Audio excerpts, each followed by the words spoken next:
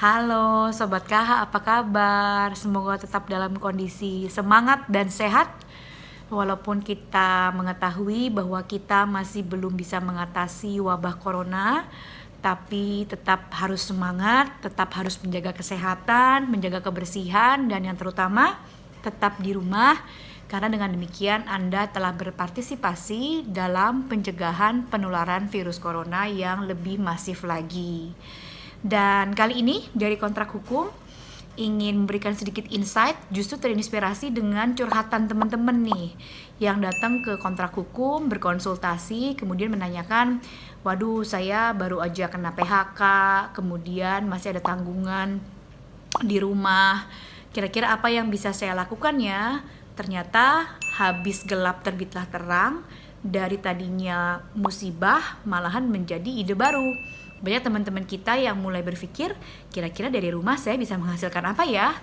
Jadi ada teman-teman kita yang awalnya bahkan belum pernah tuh masuk dapur, ternyata setelah mencampur bumbu ini, membuat bahan-bahan yang ini menjadi makanan, mulai mencoba untuk berjualan online.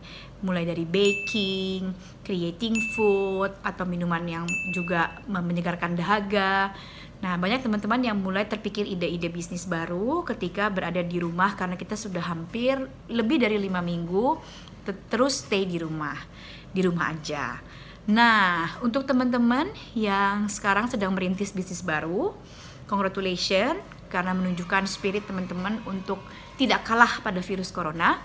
Tapi jangan lupa bahwa ketika kita mendirikan bisnis, ada sebuah tanggung jawab legalitas di baliknya. Nah, untuk mempermudah, kita udah pernah ngobrol tentang jenis-jenis badan usaha. Kali ini Kontrak Hukum ingin memberi kabar gembira, karena ternyata izin usaha itu juga dapat diperoleh oleh perorangan. Jadi subjek hukum yang dapat memperoleh izin usaha tidak melulu hanya badan usaha atau harus mendirikan badan usaha dulu, tetapi bisa juga perorangan. Hal tersebut tercantum dalam PP 80 tahun 2019 atau kita kenal dengan nama PP 80. Nah, khusus mengatur mengenai orang-orang yang berjualan secara online, baik perorangan, masyarakat, badan usaha, mereka yang menyelenggarakan perdagangan dengan sistem elektronik, makanya namanya PMSE. Nah, untuk teman-teman semua, yang dibutuhkan dari izin usaha ini sebetulnya cukup sederhana karena hanya berupa identitas diri dan identitas perpajakan. Artinya harus punya NPWP dulu teman-teman. Karena sudah pasti kalau kita menjalankan usaha, walaupun dengan nama perorangan, berarti kita sudah menjadi wajib pajak atas penghasilan yang kita terima dari usaha kita.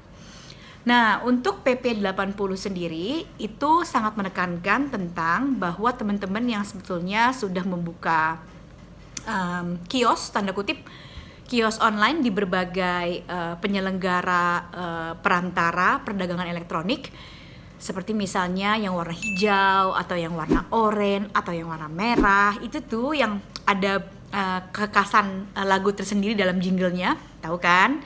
Yang katanya udah 10 tahun atau berapa tahun. Nah, mereka-mereka yang kita sebut sebagai marketplace ini merupakan perantara agar kita bisa berjualan online. Jadi kita tentu saja membuka kios di marketplace ini. Nah, sudah ditentukan dalam PP 80 bahwa kios yang dibuka di marketplace itu harus wajib memiliki izin usaha yang baru saja dijelaskan tadi. Izin usaha PMSE atau izin usaha penyelenggaraan dengan sistem elektronik, penyelenggaraan perdagangan dengan sistem elektronik. Nah, oleh karena itu teman-teman, jadi sekarang walaupun kita jualannya lewat social media atau lewat perantara berupa marketplace atau kita sendiri yang meng-create e-commerce kita untuk berjualan online, itu sudah wajib tunduk pada PP 80 2019. Di dalam PP tersebut juga disebutkan mengenai perlindungan-perlindungan yang harus diberikan oleh pelaku usaha online kepada pembelinya. Salah satunya misalnya perlindungan konsumen, agar barang yang diterima oleh si pembeli sesuai dengan deskripsi yang kita sampaikan secara online.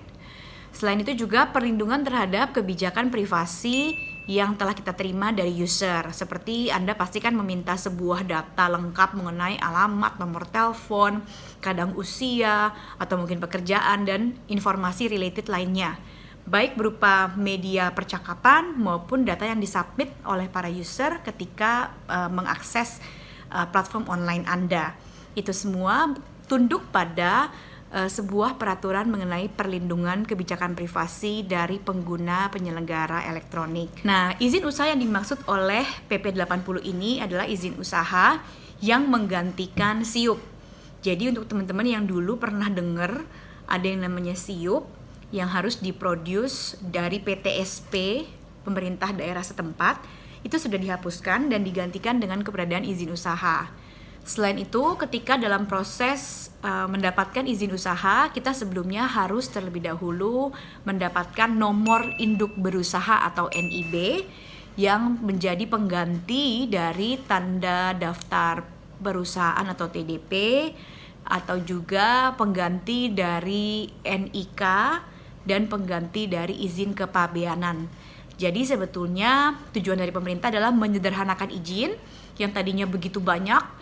Ketika kita melakukan perdagangan harus ke instansi ini, ke instansi itu, izinnya berbeda-beda, lalu semua diseragamkan menjadi satu tempat saja di bawahnya BKPM, dan itu nama izin-izin yang kita akan dapatkan adalah nomor induk berusaha, kemudian izin usaha. Setelah kita proses izin usaha, apabila izin usaha perdagangan memang tidak ada persyaratan lanjutan.